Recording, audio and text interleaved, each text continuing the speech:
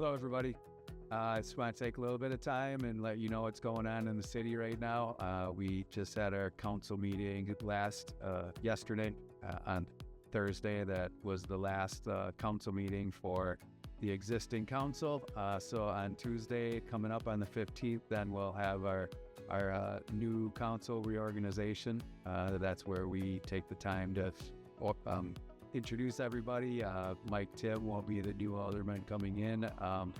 And so he will get to know everybody a little bit. We'll assign committees.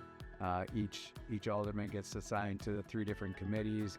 And then we take the one of the aldermen will be on 2 different committees. Usually more veteran alderman chooses to take those on. So we look forward to that. That's always an exciting time, kind of starting things over again. And then after that, we'll do alderman orientation. It never hurts for the new alderman coming in, but also for the returning aldermen to get a sense of, where we are and where we're going as a committee or as a council in a city. So we appreciate that time. A lot of information gets out to there. There's a lot of structure to a government and what it does. So it's good to be able to just refresh that, get everybody on the same page moving forward and get ready for the next coming year. So we look forward to that next week. Looking forward to welcoming Mike Tim, and also again saying goodbye to Patrick Delaney and appreciating the work that he's done for us for the last couple of years. So, and then I also wanted to talk with the city a little bit about the communication survey that we've been working on for the last 6 months or so. Little history, we did start with the department heads and brought some questions on that survey together to just get a good understanding of where they see our mission, visions, and values being now and what they should be as a governmental municipal organization for our community. And then we took it to all the employees and they gave us their feedback, and then we took it to the aldermen a few months ago, and they asked us to take it to the community. So we did do a mass communication outreach to the community's residents and businesses to get a good understanding as to where they're at. And I guess the few things that we want to touch on, first one definitely being, something that concerns everybody. We have 150 miles of streets, roads, avenues in our community. And a lot of them are probably about 100 years old, or, they've been here since the beginning. Other ones are about 50 years old, but ultimately we know our weather and our climate does not help our situation.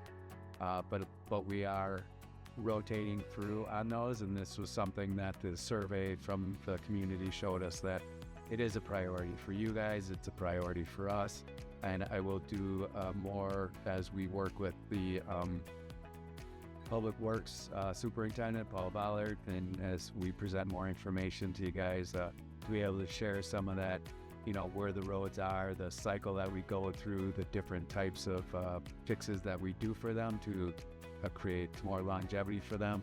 Also, the state roads that exist, A Street and the Expressway and Grand Avenue are all state roads that, at least segments of them, that they are in charge of. So we have to work within the confines of what the state is doing.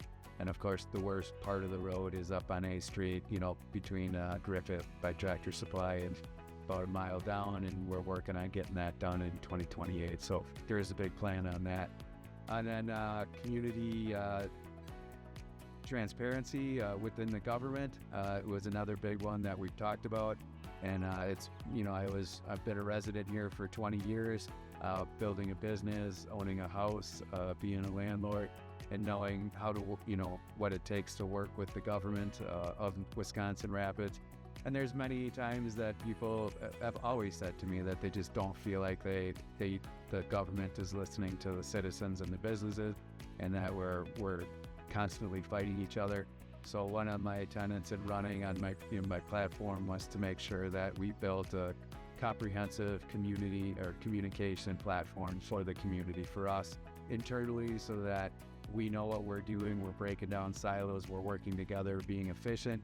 Ultimately, the end goal of that is to make sure that we're communicating with the residents and the businesses to make sure that they're getting the services they need and being heard and feeling good about, you know, the relationship between the people and the businesses, which is what create our economy, that creates the city, the community, and the people that are being elected and hired to carry out those services. So the more we're on the same page, the more the residents and businesses feel heard, and that we're doing those things that they're asking us to do is the most important thing in my book. And that's why why we started the communication survey to begin with, but also to get that set so that we can always move forward in that direction. So I appreciate that, and I thank you for everybody who participated in the survey. I look forward to being able to develop the communication tools. We will be bringing out a new website soon. Not necessarily soon, it's still going to be months away, but we'll stay in touch on that and the progress of that. But it's definitely going to be more up to date and more communicative so that we can communicate better with each other more quickly and get that information to us and then back out to you guys. So again, I appreciate your help in all this and your patience with us. Thank you.